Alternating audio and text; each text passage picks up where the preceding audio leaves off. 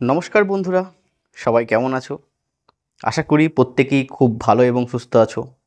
প্রিয় বন্ধুরা, তোমরা যারা এই বছর মাধ্যমিক পরীক্ষা দিয়েছো, এই ভিডিওটা তোমাদের জন্য অত্যন্ত গুরুত্বপূর্ণ একটা ভিডিও হতে চলেছে। বন্ধুরা, তোমাদের মাধ্যমিক পরীক্ষা অনেক আগেই শেষ হয়ে গেছে, অনেক দিন পার হয়ে গেছে এবং তোমাদের মাধ্যমিকের খাতা দেখার কাজও কিন্তু জোর কদমে চলছে। প্রচুর খাতা দেখা শেষ হয়ে গেছে এবং এখনও প্রচুর খাতা রয়েছে যেগুলো দেখা বাকি আছে।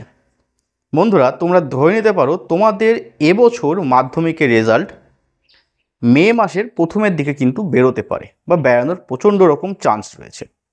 প্রিয় বন্ধুরা, পরীক্ষা তো অনেক আগেই শেষ হয়ে গেছে, তোমরা বেশ ভালো করে ছুটি কাটাচ্ছ, এবার কিন্তু পড়াশোনা শুরু করে দাও। দেখো, রেজাল্ট বেরোনোর পর ক্লাস 11-এর প্রথম সেমিস্টারের জন্য হাতে কিন্তু একদম সময় পাবে না। তাই বলছি, দেখো, অনেক ছুটি কাটানো হয়ে গেল, এবার অল্প অল্প করে পড়াশোনা শুরু করে দাও এবং পড়াশোনায় মনোযোগটা বসানোর চেষ্টা করো। নাহলে কি হবে, দেখবে প্রথম পড়াতে অতটা মন বসবে না। এবার যে বিষয়টা নিয়ে তোমাদের সঙ্গে কথা বলবো, দেখো, এখনও পর্যন্ত প্রচুর ছেলে মেয়ে কিন্তু মাধ্যমিকে ফেল করেছে বা ফেল করবে, এটা কিন্তু বলা যায়। কারণ দেখা যাচ্ছে প্রচুর খাতায় পাস নাম্বারটুকু কিন্তু অনেকে তুলতে পারেনি। এত সহজ প্রশ্ন, তার উপর এত খাতা দেখাতে ছাড় দেওয়ার পরেও অনেকে কিন্তু পাস নাম্বারটা তুলতে পারেনি।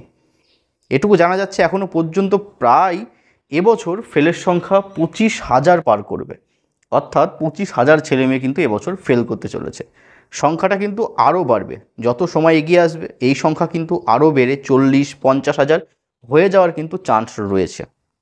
দেখো, প্রতি বছর ফেলের সংখ্যাটা মোটামুটি 12-13%, কোনো বছর 15% ছেলে মেয়ে কিন্তু মাধ্যমিকে ফেল করে।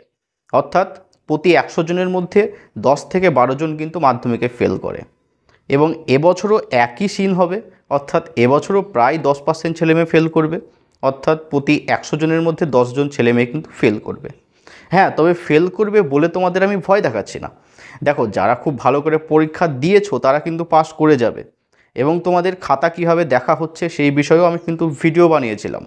খাতা দেখার ক্ষেত্রে তোমাদের অনেক ছাড় দেওয়া রয়েছে। যারা মোটামুটি একটু সঠিক লিখে আসতে পেরেছে তারাই কিন্তু পরীক্ষায় নাম্বার পাবে। পাশাপাশি যারা বড় কোশ্চেন লিখেছে তারা তো গ্রেস মার্কস পাবে।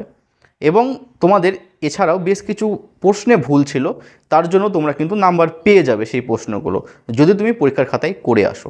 এবার তুমি যদি কিছু না করো তাহলে কিন্তু তোমাকে কেউ আটকাতে পারবে না। অর্থাৎ তুমি এটা ভেবে বসে থাকো না যে পাস করিয়ে দেওয়া হবে, পাস কখনো করিয়ে দেওয়া হবে না। প্রতি বছর যেভাবে খাতা দেখা হয়, যেভাবে ছেলেমেয়েরা ফেল করে, এবছরও একই সিন ঘটবে। একইভাবে খাতা দেখা হচ্ছে এবং এবছরও প্রচুর ছেলেমেয়ে ফেল করবে। হ্যাঁ, তবে তুমি যদি পরীক্ষা ঠিকঠাক দিয়ে আসো তাহলে ভয় করার টেনশন নাই, তুমি কিন্তু পাস করে যাবে। এছাড়াও অনেকের 13, 14, 15 আটকে গেছে। অনেকে ভাবছো আমি 14 পাবো, আমি 13 পাবো, পাস নাম্বার তো 15, আমি কি পাস করতে পারবো? দেখো, তুমি যদি 13-14 পাও, বড় কোশ্চেন যদি কিছু লিখে আসো, বড় কোশ্চেন তোমাকে গ্রেস নাম্বার দিয়ে পাস করিয়ে দেবে, এইটুকু নিশ্চিন্তে থাকতে পারো। আর যারা ভয় করছো যে 70, 80, 85 এই ধরনের নাম্বারগুলো উঠছে কি না, হ্যাঁ, তোমাদের বলে রাখি 70, 80, 85 এবং 90-এর 90 অনেকে পাচ্ছে। অর্থাৎ মাধ্যমিকের ক্ষেত্রে তোমাদের স্কুলে যেরকম খাতা দেখা হতো বা যেরকম নাম্বার পেতে, তার থেকে বেশি নাম্বার কিন্তু মাধ্যমিকের খাতায় তুমি পাবে। বা তুমি মনে মনে যে নাম্বারটা ধরে রেখেছো তোমার কোশ্চেন চেক করে, তার থেকে বেশি নাম্বার তুমি কিন্তু মাধ্যমিকে পাবে, এটুকু নিশ্চিন্তে থাকতে পারো। অর্থাৎ খাতাতে নাম্বার কাটার জায়গাটা খুব কম। যদি তুমি অনেক বেশি ভুল করে ফেলো তবেই কিন্তু নাম্বার কাটা যাচ্ছে, তাছাড়া তোমার কিন্তু নাম্বার কাটা যাচ্ছে না। আশা করি পুরো বিষয়টা বুঝতে পেরেছো। দেখো, যারা পরীক্ষা নিয়ে সিরিয়াস ছিলে, ঠিকঠাক পরীক্ষা দিয়েছো, তারা পাস করে যাচ্ছ। এই যে ফেলের সংখ্যাটা তোমাদের বলছি, ফেলটা কারা করে? যারা একদম পড়াশুনো করে না, সিলেবাস কী রয়েছে জানে না, বা তারা মাধ্যমিকে, আমার মাধ্যমিক পরীক্ষা বা আমি ক্লাস 10-এ পড়ি সেটুকু যারা জানে না, তারাই ফেল করবে। অর্থাৎ খাতায় কিছু লিখে আসেনি, তারাই একমাত্র ফেল করবে। যারা মোটামুটি 12, 14, 15 নাম্বার অ্যান্সার করে এসেছো, বড় কোশ্চেন করেছো, তারা নিশ্চিন্ত থাকো, পাস করে যাবে। চলো তাহলে ভিডিওটা এখানে শেষ করি। প্রত্যেকে ভালো থেকো। আর যেটা বললাম তোমাদের, অল্প অল্প করে পড়াশোনার প্রতি মনোযোগ দিতে শুরু করো বা পড়াশোনা শুরু করে দাও। হাতে একদম সময় পাবে না, রেজাল্টের পরেই দেখবে 2-4 মাসের পরেই পরীক্ষা শুরু হয়ে যাবে। তাই এখন থেকে নিজেকে এগিয়ে রাখো, পরবর্তী সময় কিন্তু একটু হলেও আরামে থাকতে পারবে। চলো, সবাই ভালো থেকো।